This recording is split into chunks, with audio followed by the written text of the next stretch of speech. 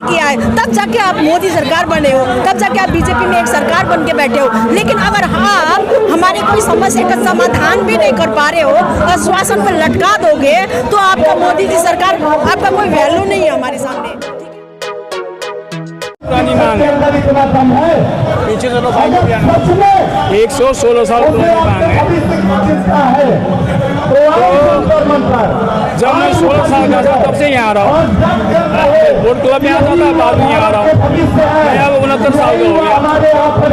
लेकिन 2009 में बीजेपी सरकार नहीं बनी थी, उन्होंने कहा था उसने तेलंगाना में नहीं बना था, तेलंगाना राज्य स्थापना करेंगे और गोरखालैंड के लिए हम सम्यक दृष्टिकोण रखते हैं। उनका ये कहना था उस टाइम के 2009 के जो आश्वासन पत्र में। उसके बाद 2014 में उन्होंने कहा कि गोरखों का प्रधानमंत्री हमारे तेजस्वी प्रधानमंत्री नरेंद्र मोदी साहब ने कहा कि भाई गोरखों का सपना मेरा सपना है। ठीक है, हम गदगद हुए। प्रधानमंत्री जी गए, प्रधानमंत्री देश का 140 करोड़ लोगों का प्रधानमंत्री, विश्व का सबसे बड़ा प्रजातांत्रिक देश का प्रधानमंत्री, ओजस्वी और तेजस्वी प्रधानमंत्री, बड़े बड़े कारनामे बड़े बड़े काम किए हैं जो कोई सोच नहीं सकता था। जैसे 370 हटाना, 135 हटाना, 3 तलाक, राम मंदिर जैसे बड़े बड़े उन्होंने डिसीजन लिए हैं। तो हमें बड़ी उम्मीद है कि आपको पक्का को होके रहेगा। उसके बाद 2019 में आके फिर हमारे पर ओजस्वी तेजस्वी प्रधानमंत्री जी ने कहा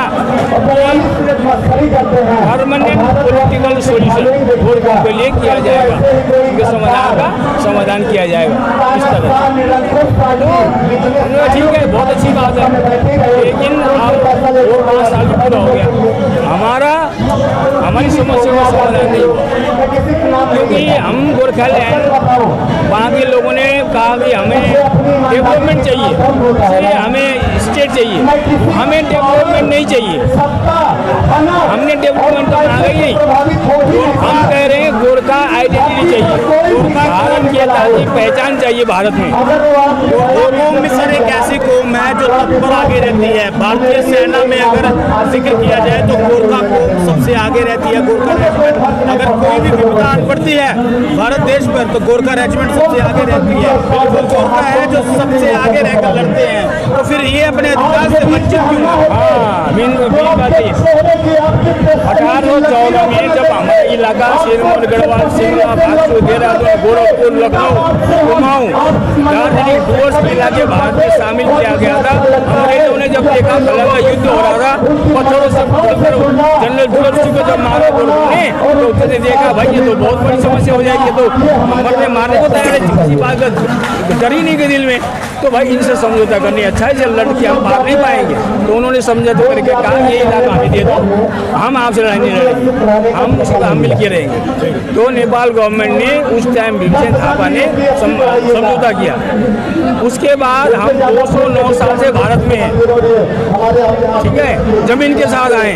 हम बाकी बहुत सारे लोग हैं जो बगैर कपड़ों के भी आए हुए हैं, तो बड़े बड़े पोस्टों में मंत्री संतरी सब हुए। हम जमीन के साथ आए थे इस देश में, लेकिन आज हमारे लिए कुछ नहीं है।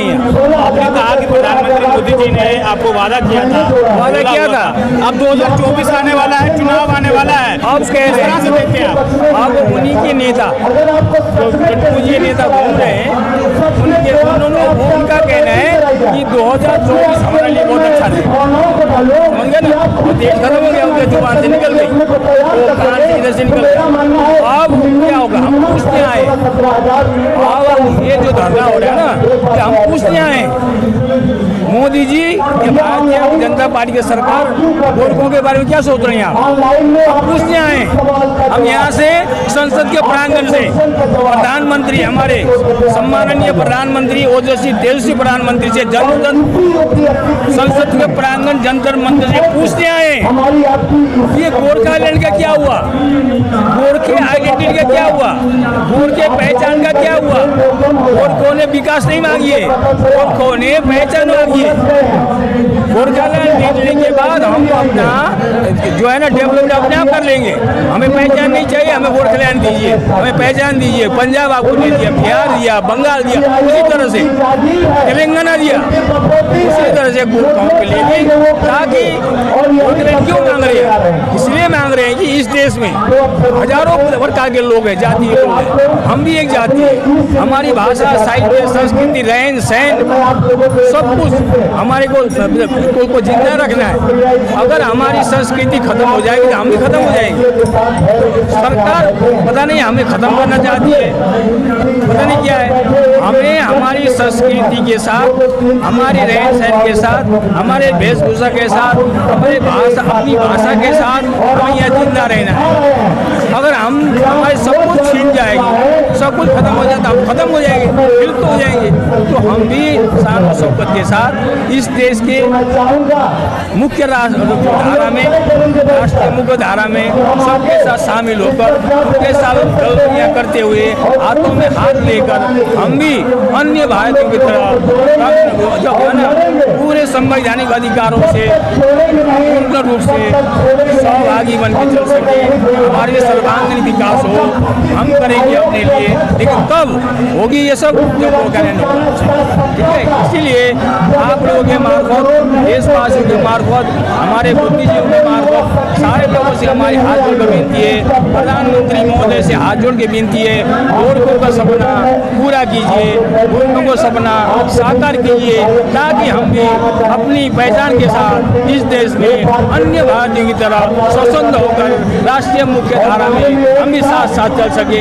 हमने देश की आन बान शान के लिए कभी कोई कमी नहीं छोड़ी, कोई कसर नहीं छोड़ी, न आगे छोड़ेंगे। इसलिए हमारी देशभक्ति, कर्तव्यपरायणता, इन सारी बातों को, हमारे देश के प्रति कोई लगाव, देश संविधान के प्रति समर्पण की भावना को देखते हुए हमारी एक जाति के रूप में हमें मान्यता देते हुए हमारे लिए गोरखालैंड की जो है स्थापना करें, ताकि हमारी भी अन्य लोगों की तरह इस देश में एक पहचान बने कि गोरखा भी ये देश का नागरिक है। इसीलिए जो अभी उत्तम सर ने कहा है, जो अभी उत्तम सर जी ने कहा ये है कि अब हम यहाँ पर धरना दे रहे हैं, हम कई साल से धरना देते आ रहे हैं और अब तक हमारा डिमांड गोरखालैंड का अभी तक पूरा नहीं हुआ है। हम चाहते हैं कि जल्द से जल्द हमारा डिमांड पूरा हो जाए, हम यही चाहते हैं। मोदी जी ने कहा हुआ है कि मेरा गोरखा का सपना तो मेरा सपना, अभी वो सपना ही रह चुका है, वो विपना नहीं हो सकेगा। हम चाहते हैं वो जल्दी से जल्दी हमारा डिमांड जो गोरखालैंड है वो पूरा हो जाए। हम ये चाहते हैं, अभी मेरा कह दिया है कि बातों की बात वैसे रख लिया, तो हम ये आज हम ये धरना दे रहे हैं। अब जब तक हमारा हम संघर्ष में रहेंगे, ये हमारा मांग, ये हमारा ये डेमोक्रेटिक राइट है, कॉन्स्टिट्यूशन राइट है। और हमारा जो ये डिमांड दूसरा कोई सिस्टम से फुलफिल नहीं होगा। गवर्नमेंट ने जो 2 सिस्टम दिया है, गवर्नमेंट ऑफ इंडिया और गवर्नमेंट ऑफ वेस्ट बंगाल मिलकर, लेकिन वो हमारा एस्पिरेशन फुलफिल नहीं हुआ। इसलिए हमारा मांग separation from Bengal, not only Bengal, separation, formation of new state of Gorkhaland, ये हमको होना चाहिए। किस तरह से देखते हैं गोरखा आइडेंटिटी को? 2024 के चुनाव आने वाले हैं, मोदी जी ने कहा था कि गोरखों के बारे में सोचा जाएगा, लेकिन अभी तक कुछ निष्कर्ष निकला नहीं। अभी बॉल मोदी जी के पैर में है, गोल करना है तो गोल कर लो, नहीं तो फिर हम उल्टा गोल कर देंगे। यही है बात, हम पॉलिटिक्स नहीं करेंगे। जंतर मंतर के मंच से क्या कहना चाहेंगे मोदी जी को?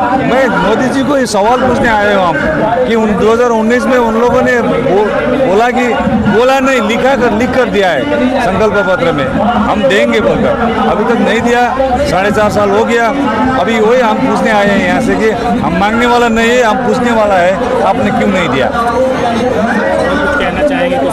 अभी तो यही देशवासी को यही बोलना चाहिए कि गोरखाओं ने जो इतिहास रचा है, फ्रीडम फाइटर के मूवमेंट से, कॉन्स्टिट्यूशन बनाने से अभी तक जो देश को जो जिस हिसाब से तरक्की करने के लिए गोरखाओं ने जो किया वो तो हमारा ड्यूटीज़ था।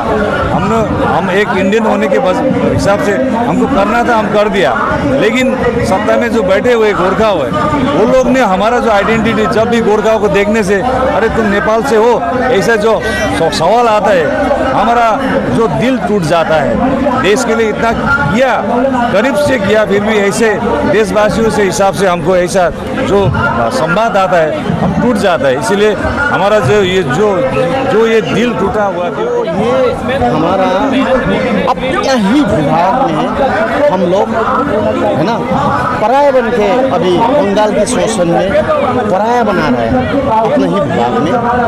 लेकिन जो हमारा सरकार है मोदी सरकार का अभी जो गोरखाओं का सपना हम पूरा करेंगे, है ना, गोरखा का सपना मेरा सपना बोल के वो भाषण भी दे रहा, लेकिन कोई अभी तक ऐसा ठोस गोरखाओं को कोई निचोड़ निकला नहीं है।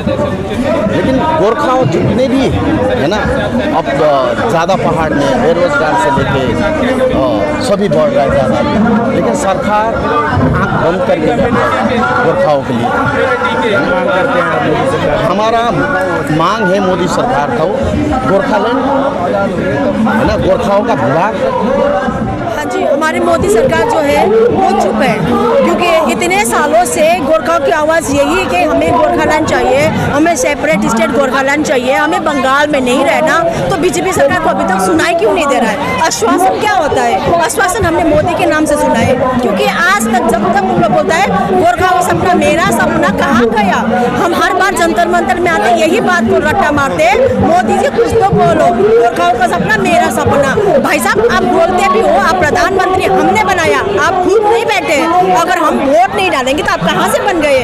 हमारे कहने पे हमारे परिवार ने किया, हमारे गांव समाज ने किया है, तब जाके आप मोदी सरकार बने हो, तब जाके आप बीजेपी में एक सरकार बन के बैठे हो। लेकिन अगर आप हमारे कोई समस्या का समाधान भी नहीं कर पा रहे हो, आश्वासन पर लटका दोगे, तो आपका मोदी जी सरकार, आपका कोई वैल्यू नहीं है हमारे सामने। ठीक है, आप 24 आ रहा है, आप सोचिए 24 के पहले अगर हमारा राजनीतिक समाधान नहीं हुआ तो मैं अंजू बरदेवा बीजेपी को वोट नहीं दूंगी और मेरे परिवार को भी भड़काऊंगी, वोट नहीं देने के लिए बोलूंगी। Thank you so much.